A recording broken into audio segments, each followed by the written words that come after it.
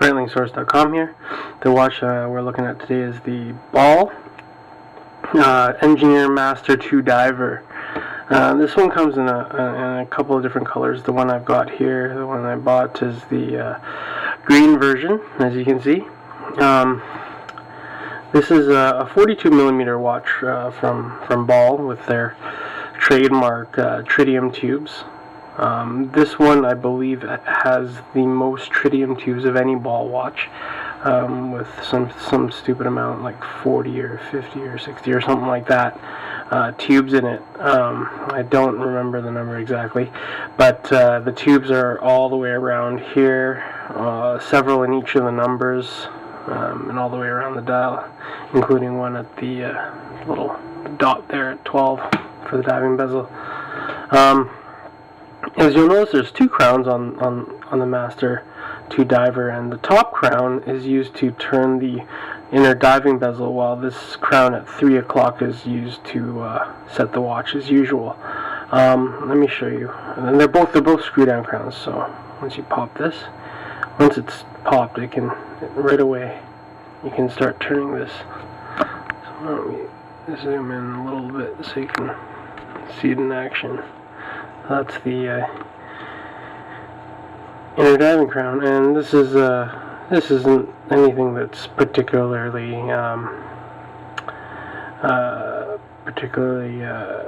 state of the art anymore. It's fairly common to see this. Oh, a little bit crooked there. Pretty common to see this on diving watches nowadays, with like the IWC and several other watches that I've owned in the past also that have this. The Doxa. Oh wait, so the Doxa actually has it on the for the 24-hour inner bezel, but similar idea, right? And as you can see, there's the day-date complication here. So you get Sunday there. Uses the ETA 2836 movement. Basically a 2824 with a day complication added to it. So just take a look at the case shape. It's a typical Ball type of a case where there's like a little bit of a bubble shape if you look at it from the side. Ball watches often have that sort of a shape to them. Ball's bracelets, always well done. Some of the tightest bracelets I've ever purchased on watches. They have excellent tolerances. This one's no exception. And this one's got the hidden clasp. The clasp on this one is a bit hard to get, so I actually have to find I have to push it in order to lock it as well as take it off. And with many of the Ball watches, there's a picture in the back, and this one is a submarine, I believe, of some sort, and it's anti-magnetic, like almost all Ball watches are. I'll zoom out here. Of course, it has sapphire crystal, pretty standard. This one, I find that in general with a lot of Ball watches that the bracelets tend to be a bit more narrow. This is a 42mm watch, and it wears, I have to say that it actually wears a bit small. When I compare this to my 40mm Rolex GMT2C, it actually has a very similar size feel to me. This might be slightly larger because it does have the thickness going for it, but it definitely wears small. The bracelet is quite narrow, but if you'll notice here, the bracelet it doesn't taper. It's just a straight across bracelet, which is maybe something that Ball likes to do, which is why that they tend to be a bit thinner at the lugs, which gives the watch a bit of a smaller look to it. If it had the wider lugs and perhaps maybe a 22 up here tapering to a 20, it would give the watch a little bit more presence on the wrist. But I wouldn't. For me, it's not a make it or break it issue.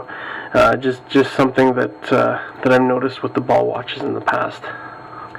So I quite like it. I think it's a great watch to use as a sort of a weekend beater watch. You know, one that you're not afraid to take into the pool, hot tub, stuff like that.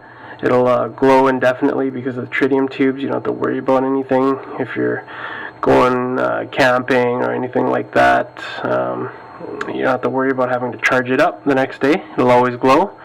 I always get a kick out of opening up my watch winder when it's dark in the morning, and the numbers are always glowing on this one, whereas it's usually not the case with any of my other watches. So generally a very good watch. Some deficiencies, such as like the narrower lugs, and just some minor things that I would change, like the clasp and stuff like that. But aside from those minor issues, I think it's a really great watch. And I think Ball watches are pretty good bang for buck. They sort of fill a price range where they compete with brands like Oris, I would say, and possibly Hamilton. Hamilton's probably a little bit cheaper, but Oris is one of their probably good competitors as far as price is concerned. And I think that Ball has a little bit of a sort of a neatness to it that Oris might not have on a lot of their models, though they are tending to be a little more creative recently. But good watch for the price. So if you like divers and you like tritium, take a look at the Ball Engineer Master Diver 2.